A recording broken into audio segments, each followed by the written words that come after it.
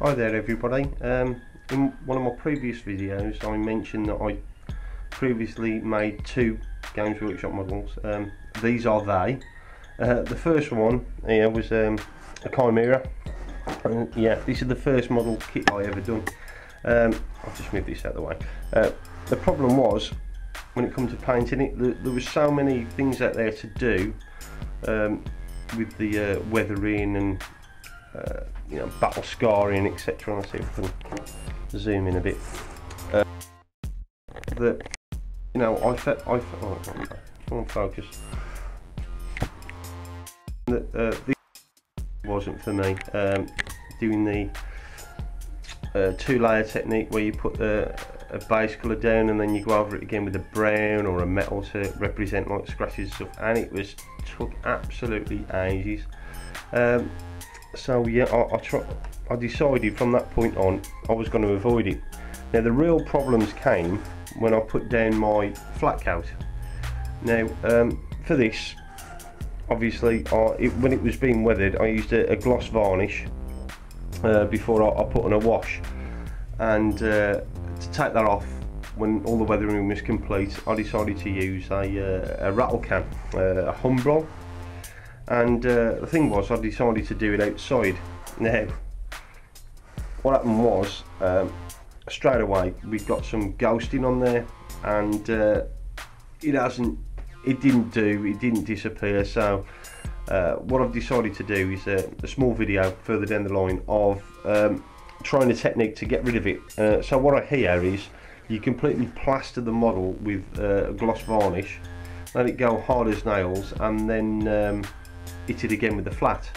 But you know, we'll see how it goes. But it's no big loss if it doesn't work. Like I said, this was my first model and I wasn't really bothered, but it was just getting used to the using an airbrush and certain techniques. Now this is my second one. This was obviously a Leman Russ Executioner. Now I gained a bit more confidence when I started to do this. Yeah, I had my airbrush set up properly. I tried to do a little bit of OSL from previous videos that I'd seen. Best tip ever, I knackered up one of the decals, so I just put some rust over that and it looks like battle scarring.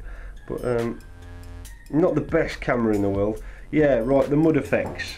Right, how I did that was I used some of the AK Interactive heavy mudding set, and there aren't really any instructions in the pack, so what I decided to do was go online and on YouTube and see what people were doing using similar stuff, the techniques. And basically, to get that type of effect, you're going to need an airbrush. You mix a light colour first with a small amount of plaster of Paris, you load it up on your brush and you spray, you know, straight air through your airbrush onto the model, and then you can drag it down a bit and, you know, make it look like streaks. And then the darker part, you do the same again with the darker stuff that comes with it. Load a bit more plaster of Paris up so it gives it a bit more body, and then flick it on again with the airbrush. And when that's done, when that's dry, you go around the edges again with a bit of watered down PVA glue, and then you flick neat pigment onto it, and that seems to have came out all right. You know, I'm quite happy with that.